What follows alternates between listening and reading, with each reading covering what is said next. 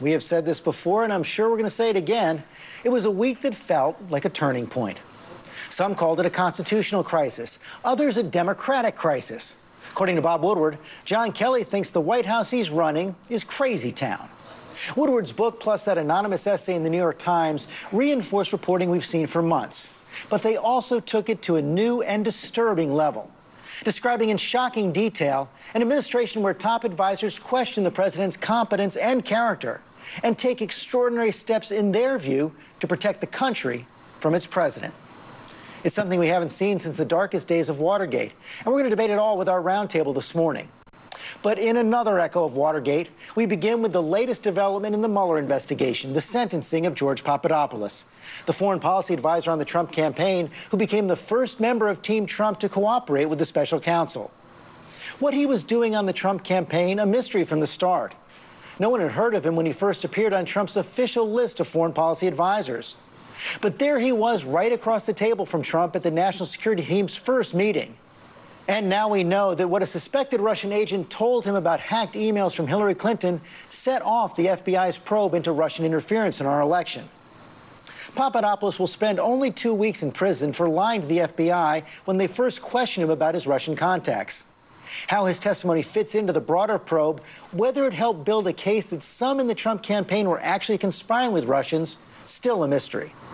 But we do have the chance to question him this morning in his first interview since the sentencing. George Papadopoulos, welcome to This Week. Thank you for hosting me, George. Let's go back to the beginning. You wanted to join the Trump campaign for a long time, from 2015. Didn't work out for you right away, but finally in March 2016, you had a talk with campaign co-chair Sam Clovis about joining the campaign, and he told you that a focus of the campaign, as he was hiring you, would be improving U.S.-Russia relations. Did he tell you why, and how did you follow up? I didn't really understand why, except that obviously candidate Trump at the time was very vocal about pursuing some sort of working relationship with President Putin should he ever be elected president. So it was no secret that the campaign, especially when the boss is looking to improve relations at some level with Russia, that my supervisor at the time during an interview would be asking me if I'd be, inclined to support that initiative. And you took that seriously. You took responsibility for it. Just about a week or so later, you met with a man who's become famous now, Joseph Mifsud, a Maltese professor with ties to Russian intelligence, connected to Russian intelligence. Do you think that meeting was a coincidence? I don't know, George. I was working at a group called the London Center of International Law Practice. I had notified them that I would be leaving London to go back to the United States, where I was going to pursue my new career or job. But they still decided to take me to Rome with them on some sort of business trip where I met this professor. To this day, I have no understanding why or why fate put me in the same room with this person. But when he found out you were working for the campaign, he was very interested. Yes. And what did you talk about? He basically presented himself as this well-connected, well-traveled former diplomat who could essentially connect me and the campaign to Russian officials and to other leaders around the world. I think he even told me that one of his good friends was actually the Vietnamese prime minister.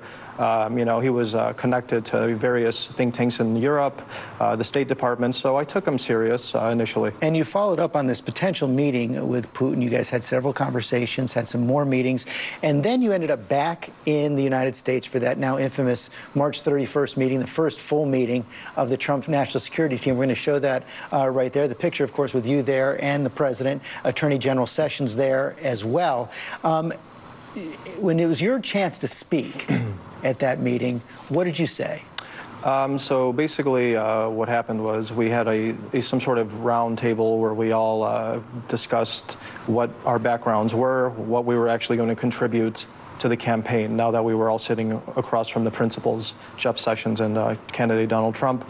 I explained to them that I come from a think tank background and I worked in the energy industry, but I do have a connection that can establish a potential summit between candidate Trump and President Putin. What was the reaction? The reaction, of course, was mixed. There were many people in that room that came from conservative think tanks, including the Heritage Foundation, who, nodded in disapproval. The candidate Trump at the time nodded at me. I don't think he was committed either way. He was open to the idea, and he deferred, of course, to then senior Senator Jeff Sessions, who I remember being quite enthusiastic about hosting. You say he was quite enthusiastic. The Attorney General has testified under oath something quite the contrary. I want to show that. I believe that I wanted to make clear to him that he was not authorized to represent the campaign with the Russian government or any other foreign government for that matter. There are reports that you shut George down, unquote, when he proposed that meeting with Putin. Is this correct, yes or no? Yes. I pushed back, I'll just say it that way, because it was... yes. Your answer is yes. Attorney General says he pushed back. Is he telling the truth?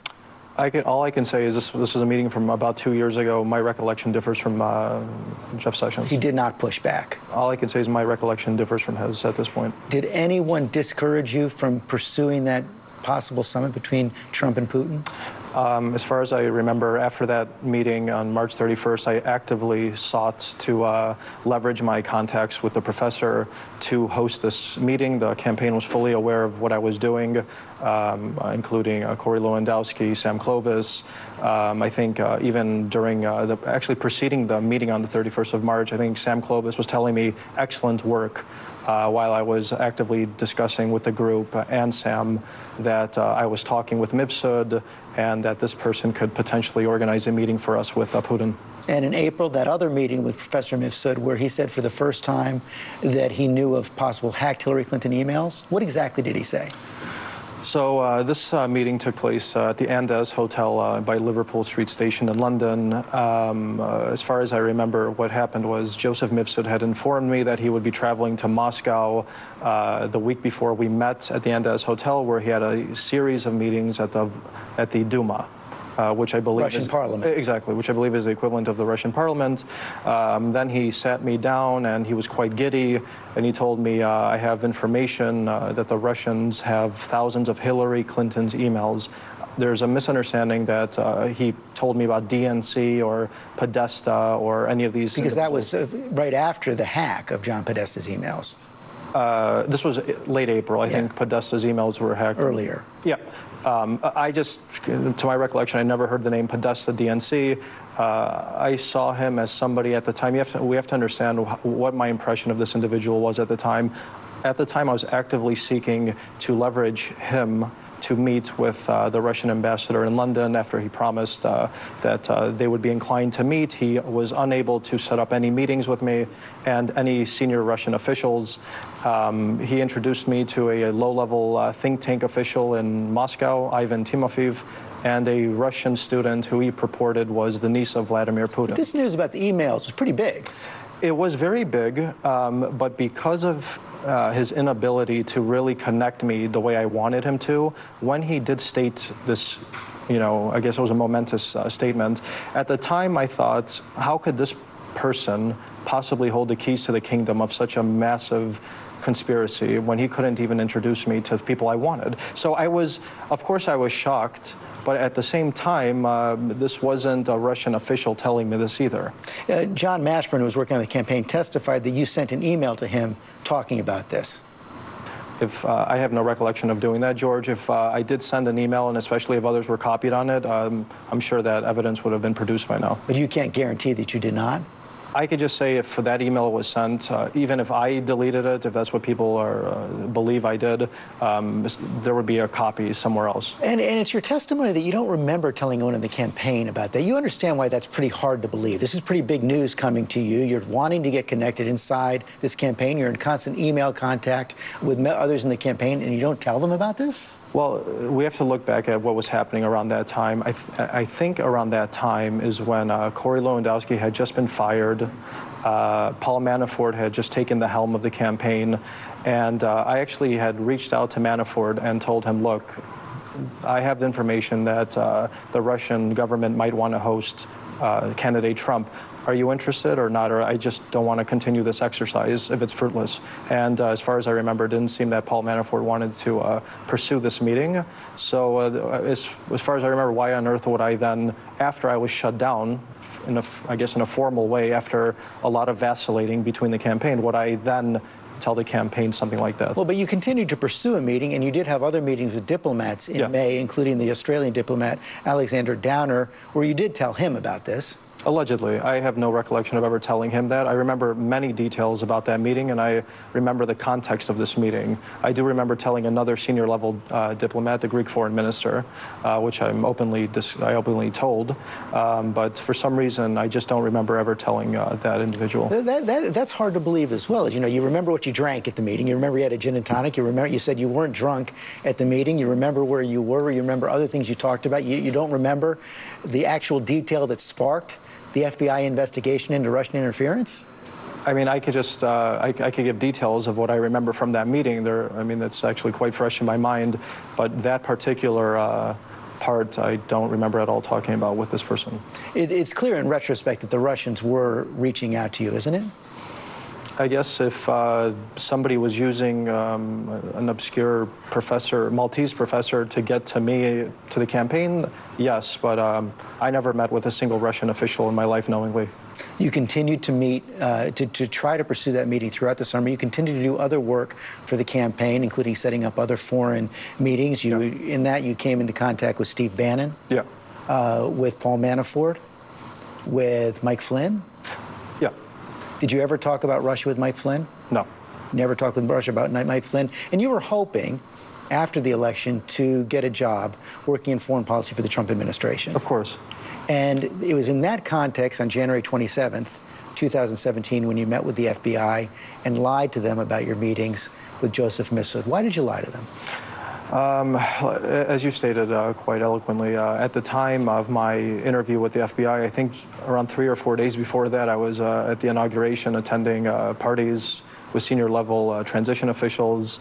I understood that there was an incipient investigation into Russian interference in the 2016 election.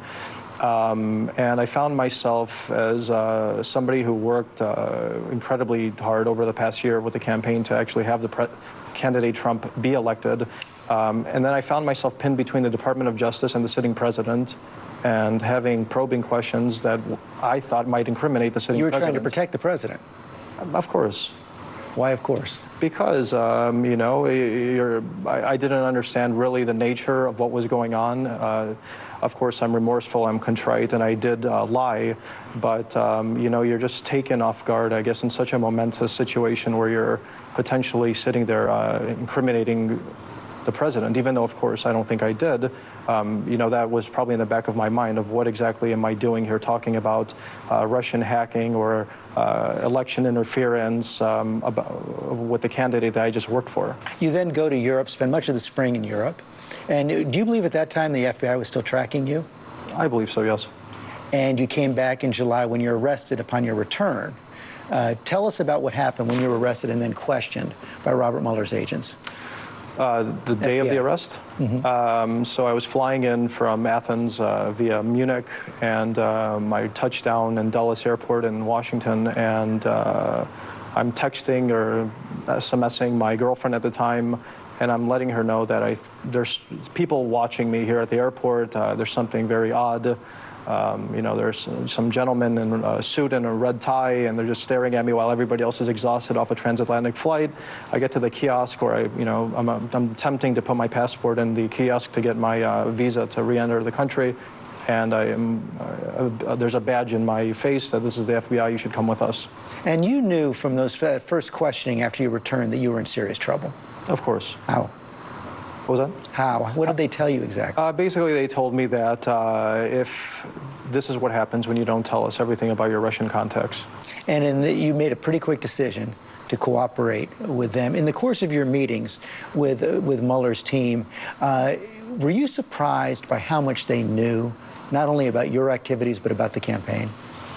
I think the FBI knows, especially if the FBI has an eye on you, they're going to know everything about your life and supposedly the campaign as well. So I wasn't shocked at all by the information they had about me.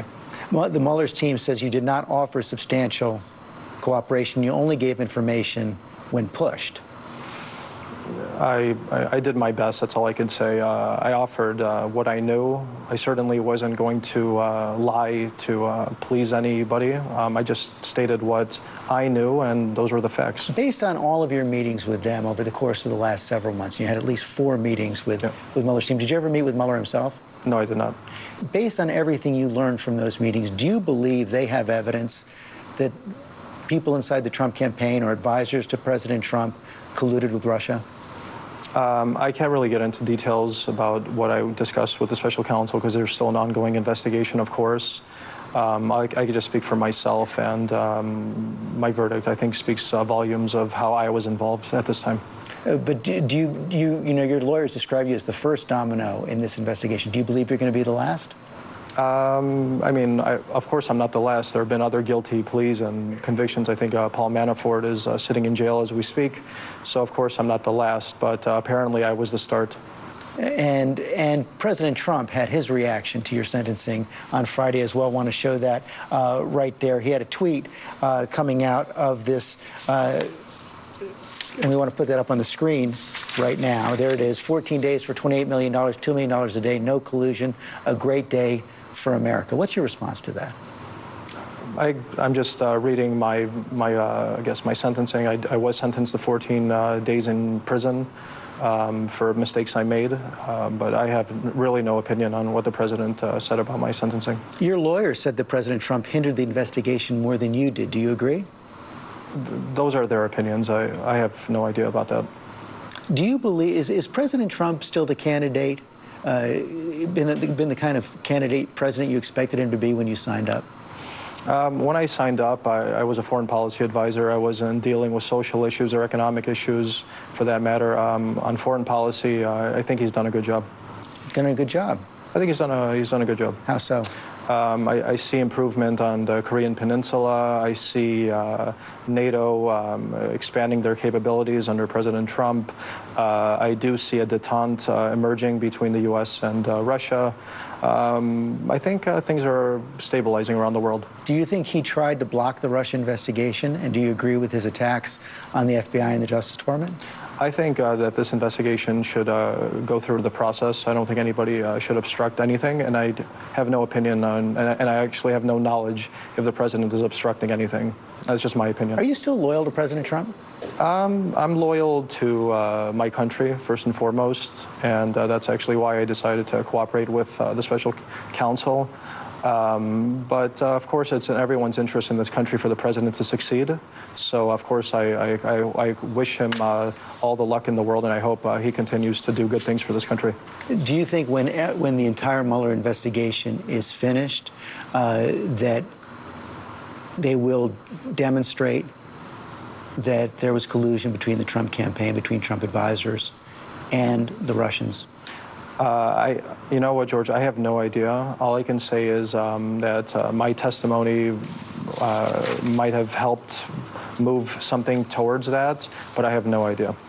I want to finally show one tweet you sent around August 26th when you were considering dropping your plea agreement. I want to put it up on the screen right now. It's a quote from Machiavelli.